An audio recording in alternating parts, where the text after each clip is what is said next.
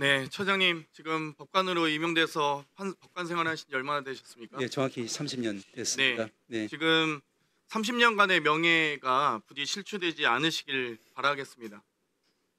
지금 많은 의원님들이 지적을 하셨는데요. 5월 2일부터 5월 14일, 9월 24일 지금 발언이 조금씩 달라지고 계세요. 혹시 본인은 인지하고 계십니까? 다시 한번 말씀해 주시겠습니까? 본인의 발언이 예. 이 파기환송심에 대해서 이 대법 판결에 대해서 조금씩 입장이 변화하고 있습니다. 특히 5월 2일 날은 모든 사건은 대법원에 가면 전자문서화되고 이 전자문서 7만 페이지를 대법관들이 스캔해 간 것으로 확인이 되고 있다.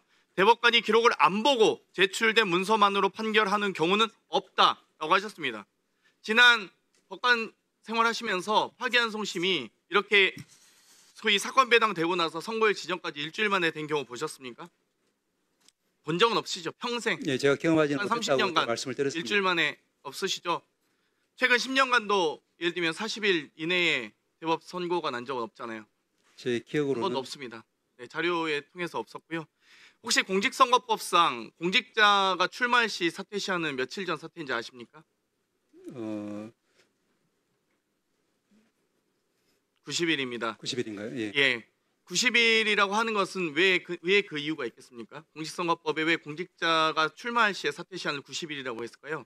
행정 권력을 활용해서 공정한 민주주의의 전당인 주권자의 시간을 침해하지 않도록 하기 위함 아니겠습니까? 그런 취지로 그런데 지금 대법원이 이 주권자의 시간을 침해했습니다. 이 헌법 68조에 거리 및 자격을 상실할 시에는 60일 이내에 대선을 실시하게 되어 있죠. 예. 그 말은 무슨 의미겠습니까?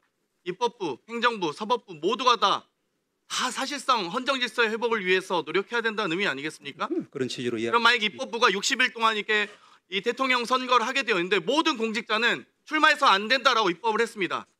만약 그러면 그리고 만약 그 당시 권리된 대통령이 아닌 대통령 직무대행이 총리가 만약에 이 법을 거부권 행사하지 않고 수용한다면 그거는 헌정 질서가 회복되는 과정입니까? 아니죠. 예. 입법부도 사법부도 행정부도 이 헌법 질서에 침해해서 안 된다는 걸 공직선거법이 명시하고 있는 겁니다. 그런데 60일 이내에 6월 2일 날 대선이 있었습니다. 5월 1일 날 대법이 선고를 합니다. 대법이 정치에 관여한 거예요. 지금 법원행정처장님이 자꾸 삼권분립 얘기하시고 법원의 독립성과 공정성 얘기하시잖아요. 그런데 그러면 법원은 정치하는 곳입니까? 법원이 지금 침범을 하신 거예요. 정치 영역에. 60일간은 헌정질서 회복을 위해서 입법부도 행정부도 사법부도 그 어떤 권한을 행사하지 말라고 지금 우리 헌법이 또 많은 공직선거법이 명시하고 있는 것입니다. 그런데 대법이 6월 2일 대선을 앞두고 5월 1일 날 선고를 합니다. 이렇게 빠르게 졸속으로 일주일 만에. 그럼 당연히 정치 행위를 하고 있다고 4월 4일 탄핵 심판 이후에 그 사이 60일 동안은 어떤 기관도 어떤 삼권도 작동해서는 안 되는 것입니다. 이 말이 어려운 얘기입니까? 법률에 의한 법리도 중요하지만 국민 상식에 의한 논리가 더 중요한 거 아닙니까? 중학생도 알아들 얘기 아닌가 이거? 60일 이내에 대법이 판결한 거에서 한번 답변해 보십시오. 예, 위원님처럼 같이 헌법적인 가치 하에서 모든 입법이나 또 우리 행정을 바라봐야 된다 이런 말씀에는 공감합니다. 다만 이제 제가 한 가지만 말씀을 드리겠습니다. 초창기에 말씀을 드린 걸로 기억합니다만은 저는 이제 아까도 다시 거듭 말씀드리지만 이 전원 판결문을 통해서밖에 지금 유추할 수 없지만 그때 이렇게 다수 의견과 소수 의견이 치열하게 서로 대립하고 있는 국면이 결국에는 이제 시점에 관한 것인 것 같습니다. 그러면은 이제 다수 의견의 관점에서 보자. 너무 솔직히 말씀드리면 도덕 교과서에서나 해야 될 하나만 얘기하고 계세요. 지금 국민들이 관심 있는 건 정확하게 그럼 대법관들이 제대로 판결했느냐를 질문하고 있는 거 아니겠습니까? 그럼 거기에 대한 입증을 하셔야죠. 그러면 지금 여기에 스캔에 간 것으로 확인이 되고 있다. 기록을 안 보고 판결하는 경우는 없다고 하셨어요. 그럼 7만 기록을 봤냐라고 했더니 스캔 기록이나 이런 거 할 수 있다고 했어요. 그러면 로그 기록 제출하셨어야죠. 왜 안 하셨습니까? 그리고 4월 22일부터 5월 1일까지 대법관들의 출퇴근 기록 제출하셔야죠. 출근해서 기록을 보셨든 집에서 보셨든 기록을 스캔으로 보셨든 혹은 종이 서면으로 보셨든 그거에 대해서 제출을 못 하시는데 무슨 입증을 하신다는 겁니까? 입증 책임은 대법원에 있는 거 아닙니까?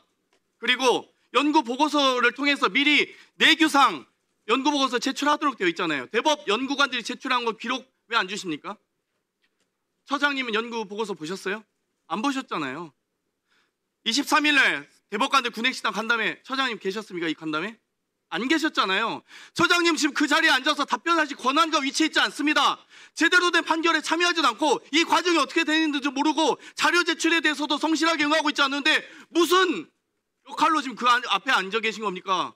처장님 지금 로그 기록, 출퇴근 기록 왜 제출하지 않으세요? 연구 보고서 내기회상 미리 보고하도록 되어 있는데 연구 보고서 보셨습니까? 구내시당 간담회도 심리의 재판에 구체적 관여하지 않으시니까 모르시겠죠? 그리고 제가 분명히 질의할 때 말씀드렸습니다. 재판 연구관이 10명 별동대, 조의대 별동대를 구성해서 대법 연구관들이 작성을 했다는 겁니다. 그럼 거기에 대해서 조사해 보셨습니까? 안 하셨죠? 잘 모르고 계실 겁니다. 처장님 아무것도 모르세요. 그런데 대법원장은 꽁무니 빼고 처장님 혼자 거기 앉아 계시면 무슨 질문합니까? 아무것도 답변을 못 하는데 그냥 헌법과 법률과 양심에 따라서 답변한다고 합니다. 제가 질문한 거 너무 많은데 답변하실 수 있는 게 없어요. 보면 답변해 보십시오. 무슨 답변을 하실 수 있습니까? 지금 제가 하나하나 말씀드리겠습니다. 로그 기록, 출퇴근 기록 제출하실 수 있습니까? 이거는 재판의 구체적 관여가 아니잖아요. 로그 기록 자체가 우리가 이제 그 전자된 2년간 보존하고 있다고 합니다. 전자된 기록을 보는거나 종이 기록을 보는거나 언제 그러면 출퇴근 기록은 관리 안 합니까? 대법관들은?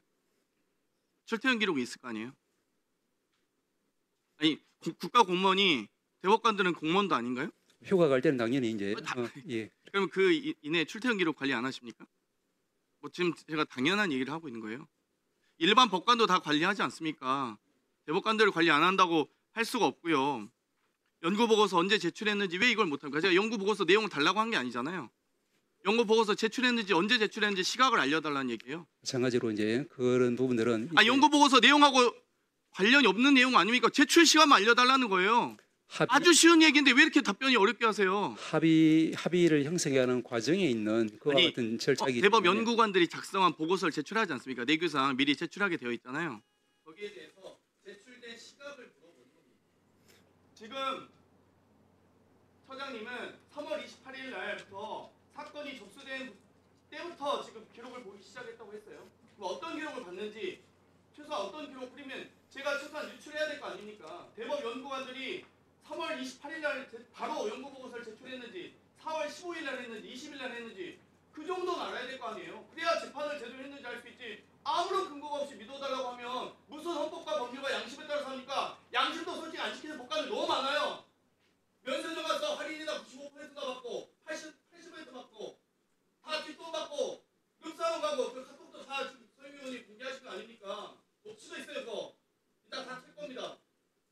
근데 무슨 법관 양심에 따라서 판결한다고 그렇게 일방적으로 주장하십니까? 그럼 근거를 대세요. 판결하실 때 근거도 없이 하면 판결합니까?